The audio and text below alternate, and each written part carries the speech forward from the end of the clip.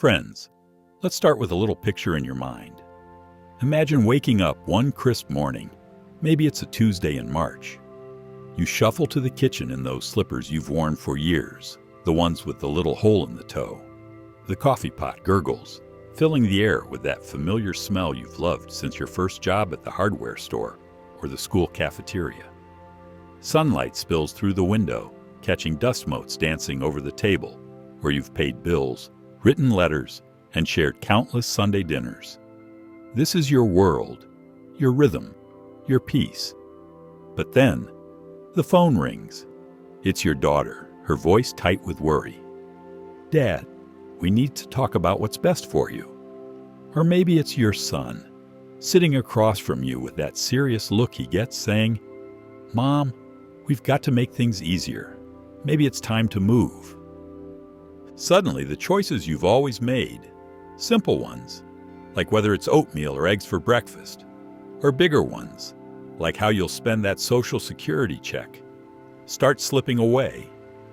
Your kids, the ones you rocked to sleep, taught to ride bikes and beamed at during high school graduations, they're taken over. It's subtle at first. "Let me handle the groceries, Dad." Then it grows. "We think you should sell the house, Mom." Before you know it, where you live, how your money's spent, even what the doctor does for you, it's all out of your hands. But here's the truth, straight from me to you. That doesn't have to happen. You're still here, still sharp, still the one who knows what's best for you. You've got the power to keep your independence, to make sure your voice isn't just a whisper in someone else's plans. I know you care about your freedom to decide, to live your life on your terms, not someone else's. If that's ringing true for you, then stay with me. Today, we're diving deep into the 5 crucial decisions you should never let your children make for you, and how you can grab the reins and steer your own course. And listen, if you're hungry for more ways to live strong, healthy, and independent after 65, hit that subscribe button below. We're here every day with advice that's real, down to earth, and built for you, because I believe, with every fiber of my being, that your best years aren't in the rearview mirror. They're right here, ready for you to claim. All right, let's get moving. Decision number 1, where you live. Let's begin with something that hits close to the heart, your home. Now, I don't mean just the bricks and shingles. I'm talking about the place where your life story is written. Think about it. The front porch, where you sip lemonade on summer evenings, watching fireflies blink in the dusk. The bedroom where you tucked your kids in, reading them Goodnight Moon until they drifted off. The kitchen table where you celebrated birthdays. Remember that year the cake slid right off onto the floor and everyone laughed till they cried? For me, it's the old oak tree in my backyard. I planted it with my wife Mary 40 years ago when we were young and broke, dreaming of a future we'd build together. Every spring, those green leaves remind me of her laugh. That's what home is. Your sanctuary, your memories, your roots. But here's where the trouble creeps in. Too often, I've seen grown children start nudging their parents, folks just like you, out of that home before they're ready. Maybe they're fretting about you living alone. "What if you trip on the stairs, Dad?" they say, their brows furrowed with worry. Or maybe they think a senior living facility, someplace with linoleum floors, bingo on Thursdays, and a roommate you didn't ask for, is easier. Easier for who, I'd like to know? Sure, they mean well. Love can make folks overprotective, even bossy. But they don't always get what leaving your home does to you. It's not just moving boxes. It's moving you, your peace, your identity. Now let me share something hopeful. You don't have to let that happen. There's real evidence, studies from groups like the AARP and the National Institute on Aging, that says staying in your own home, what we call aging in place, keeps you happier, healthier, and more independent. Why? Because it's familiar. You know where the creaky step is, How the light hits the living room just so, where you keep that extra blanket for chilly nights.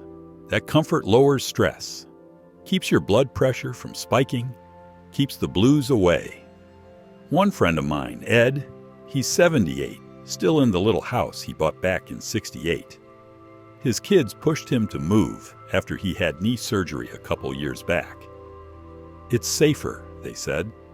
But Ed? He put his foot down. This is my castle, he told me, grinning. He added a ramp out front, got a neighbor to peek in now and then, and he's doing just fine. Tinkering in his garage, growing peppers in his garden, living life his way. So if your home's where your heart is, and I'd wager it is, don't let anyone tell you it's time to go unless you say so. Take charge instead. Start with the little things. Put grab bars in the bathroom, those metal ones that bolt right in, not the suction cup kind that give out when you lean on them. Brighten up those shadowy hallways with LED bulbs. Your eyes will thank you. Rearrange the kitchen so the coffee pot's not on that high shelf you need a step stool for. If stairs are a worry, look into a stair lift. My buddy Joe got one, says it's like having a personal elevator. And for emergencies, get one of those alert pendants. Push a button, helps on the way. Simple stuff, big difference. Here's the next step, and it takes a bit of grit. Talk to your kids. Sit them down, maybe over coffee and that apple pie they love, and lay it out. This house is my happiness, you might say. I'm making it safe, and I've got a plan. Don't you worry. Show them you're serious. Tell them about the grab bars, the pendant, the neighbor who's got your back. If the day comes when moving's the right call, fine. But it's got to be your decision, based on what keeps you comfortable, not what's handy for someone else. Your home's your anchor. Hold fast to it as long as it feels right. Before we roll on, if you're thinking, darn right, I'm staying where I belong, give this video a like. It helps us reach more good folks like you who want to stand up for their independence. Decision number 2. How you spend your money. Next, let's talk about something you've earned with every callus on your hands and every late night balancing the checkbook. Your money. You've worked hard for it. Decades at the mill, the office, the classroom, raising kids on a shoestring some years. You saved when you could, skipped that new car to put a little more in the bank, paid off the house, built a nest egg. Maybe it's not a fortune, but it's yours. A cushion for tough times, a chance to enjoy the fruits of your labor, a legacy you're proud of. I think of my pal Tom, 72, a mechanic for 35 years. He's got a modest retirement, but he bought a little fishing boat cash, takes his grandkids out on the lake every summer. That's my gold, he says, eyes twinkling. But here's where it gets sticky. Your kids might start looking at that money through a different lens. Some mean well. They're scared you'll outlive your savings, so they nag you to cut back, skip that trip to Branson, or move somewhere cheaper. Others might see your nest egg as a family resource, something they'll inherit someday. And they start hinting, "Hey Mom, could you help with the mortgage?" Or, "Dad, the kids need braces." I've even heard tales of kids guilting their parents into handing over the checkbook entirely. Let us manage it. You shouldn't have to worry. Let me set this straight. Your money is yours. You've earned the right to spend it, or save it, in ways that bring you joy and keep you secure. Want to take a bus tour to see the fall leaves in New England? Book it. Want to give to the grandkids' school fund or the church building drive? That's your call. Want to just sit tight, knowing you've got a buffer for whatever comes? You deserve that peace of mind. Financial independence isn't just numbers. It's freedom. Freedom to say yes to what lights you up and no to what doesn't without a shred of guilt hanging over you. Does that mean you can't help your family? Heavens no. I know you've got a generous heart. My wife and I, we'd slip our kids a little something when they were struggling. Still do sometimes. But it's about balance, about keeping your priorities straight. Set boundaries firm but gentle. Sit your kids down, maybe over supper, keep it warm, and say, "I've worked my whole life for this, and it's here for me first. I'll help when I can, but I'm not a bottomless well. If they push, stand firm. You're not being stingy, you're being smart. And if managing it all feels like a chore, those bank statements piling up, the tax forms giving you a headache, find a financial advisor you trust. Not some hotshot chasing commissions, but someone who'll sit with you, listen to your goals, and help you stretch those dollars smartly. Keep control. Don't sign over power of attorney or toss your name on joint accounts unless it's truly needed. And even then, pick someone who'll follow your wishes like gospel. Tom told me once, "I'd rather spend my last nickel on a fishing lure than let someone else spend it for me." That's the spirit. Your money's your tool for living well. Keep it in your toolbox. Decision number 3, your healthcare choices. Now let's get real personal, your health. This one's sacred ground. Your body, your comfort, your whole quality of life. It's all wrapped up in the choices you make with your doctor. But too often, I've seen seniors like you get pushed aside. Maybe your daughter's on the phone with the pharmacy, demanding a new prescription because she saw it on TV. Maybe your son's telling the doctor, "We need to get Dad into a home. He can't manage alone." They love you, no question, but they're not walking in your shoes. They don't feel your aches, your energy, your will. Your health, your body, your choice, end of story. Whether it's picking a pill, saying yes or no to surgery, or deciding if a nursing home's in the cards, you've got the final say. Take my neighbor Ruth, 81, tough as a hickory stick. Last year, her kids were dead set on her getting a hip replacement. She'd been hobbling with a cane, wincing now and then. "It's the only way," they said. But Ruth, she wasn't so sure. "I'm not ready for that," she told me over the fence. She dug in, asked her doctor every question under the sun, tried physical therapy instead. Guess what? She's walking better every day. Cane's gathering dust, no scalpel needed. Her kids meant well, but Ruth knew her own strength and her own limits. Here's how you stay in the driver's seat.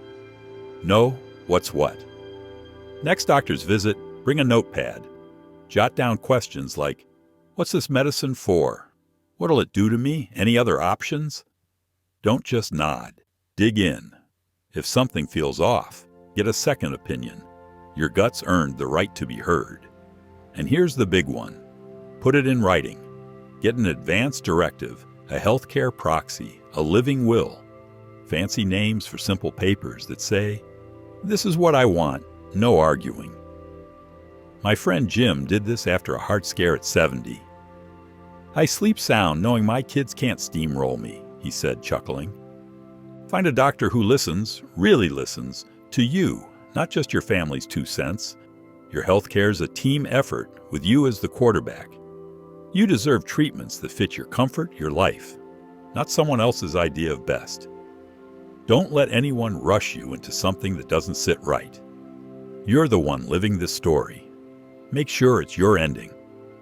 Decision number 4. How you spend your time. All right, let's lighten things up. Retirement, your golden years, your reward. This is your time to kick back, chase dreams you shelved, do what fills your tank. Maybe you're like my friend Clara, 69, who's taken up painting. Her watercolors of the Smoky Mountains could hang in a gallery. Or maybe you've got your eye on a road trip, Route 66, the Grand Canyon, just you and the open sky. Maybe it's simpler, gardening with the radio playing Hank Williams, or finally learning that guitar riff you've hummed since 72. Whatever it is, it's yours to savor. But sometimes, your kids have other plans. They might expect you to be their on-call crew, babysitting the grandkids dawn to dusk, running their errands, dropping your hobbies because family comes first. Mom, can you watch the kids again? Dad, we need a ride to the hardware store. Don't misunderstand me. Family's a treasure, and those grandkids are pure sunshine. But if you're saying yes so much that your own joys get buried, something's out of whack. Your time's gold, friends, more precious now than ever. Spend it on what lifts your spirit. Love golf? Hit the course. Miss your old bridge club? Shuffle those cards. Want to volunteer? Maybe at the VA or the library? Sign up. Studies say it loud and clear. Staying active, socially, mentally, physically, keeps your mind humming and your heart warm. Clara told me, painting's not just fun, it's my lifeline. Set boundaries with love. Tell your kids, I adore the little ones, but I need my space too. I've got plans. It's okay to say no. It's not selfish. It's sane. This chapter's yours to write. Fill it with what makes you tick. Decision number 5. End of life planning. Now I know this one's heavy. Bear with me, it's worth it. If you don't decide how your final days play out, someone else will. And their script might not match yours. Do you want every bell and whistle, tubes, machines, the works, fighting to the last gasp? Or would you rather slip away quietly, surrounded by love? No fuss. That's your call, nobody else's. Take the lead now. Make a living will. Pick a power of attorney you'd trust with your life, because you are. Spell out your wishes clear as day. Talk to your family. Don't leave them guessing. My cousin Bill did this at 75 after a cancer scare. I don't want my girls fighting over what I'd want. I've told them straight, he said, sipping his coffee. It's not just for you, it's peace for them too. It's tough, no denying it, but it's a gift. Plan your legacy, how you're remembered, what you leave behind. Do it now and rest easy knowing it's locked in. Here's the heart of it, friends. You've spent a lifetime making choices, building homes, raising families, weathering storms. That doesn't stop because you've got gray hair or a few more wrinkles. You're still you, strong, wise, in charge. These 5 decisions, your home, your money, your health, your time, your final chapter, they're yours to guard. If this struck a chord, hit that like button and subscribe. Let's build a community of seniors who stand tall, live bold, and choose their own roads. Your voice matters. Your life matters. Take the wheel and make it yours. I'll see you next time. Till then, keep shining.